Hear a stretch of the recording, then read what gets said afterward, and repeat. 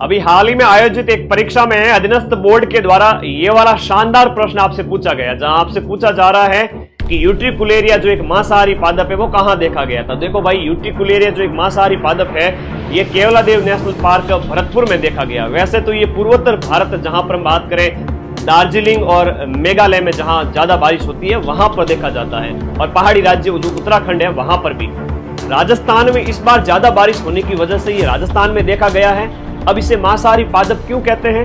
क्योंकि ये अपने जबड़े नुमा पत्तियों को फैलाता है और उसमें कीट आकर के फंस जाता है, और फिर ये बड़ी चालाकी से उसको बंद कर देता है, और फिर जीव उसी में ही तड़प तड़प के मर जाता है और इसका भोजन बन जाता है, इसलिए इसको कहते हैं मांसाहारी पादप। एक और शानदार प्रश्न इससे मिलता जुलता जो आगामी परीक्षा में आपसे निश्चित रूप से पूछा जाएगा, याद करिएगा।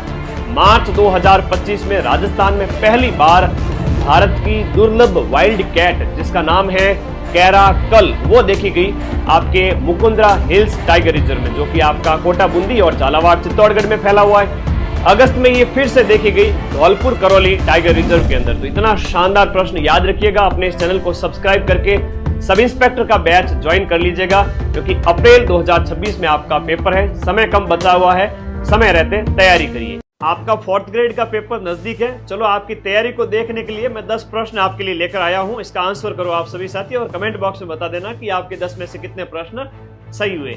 पहला प्रश्न, राजस्थान की पूर्वी पश्चिमी और उत्तरी दक्षिणी जो सीमाएं हैं उनके बीच का अंतर कितना है। दूसरा प्रश्न, डांग की रानी कौन से जिले को कहते हैं। तीसरा प्रश्न, वर्टिसोल जो मिट्टी है वो राजस्थान के कौन से भौतिक प्रदेश में पाई जाती है।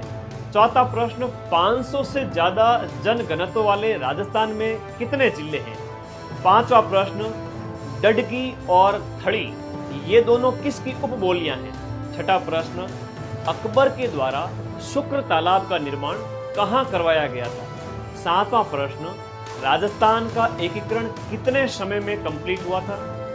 आठवां प्रश्न, संविधान की प्रारूप समिति के अध्यक्ष कौन थे। नौवां प्रश्न, राज्यपाल पद का उल्लेख संविधान के कौन से अनुच्छेद में मिलता है। और 10वां और अंतिम प्रश्न, मोमबत्ती का जलना किस प्रकार का उदाहरण है, भौतिक या रासायनिक। इनके आंसर कमेंट बॉक्स में पिन किए गए, वहां से आप लोग देख लेना, और आपकी तैयारी शानदार, जानदार और जबरदस्त हो जाए, 4th ग्रेड में सिलेक्शन हो जाए। इसके लिए अपने इस चैनल को सब्सक्राइब कर देना और इस वीडियो को अपने सभी दोस्तों के बीच में शेयर कर दो।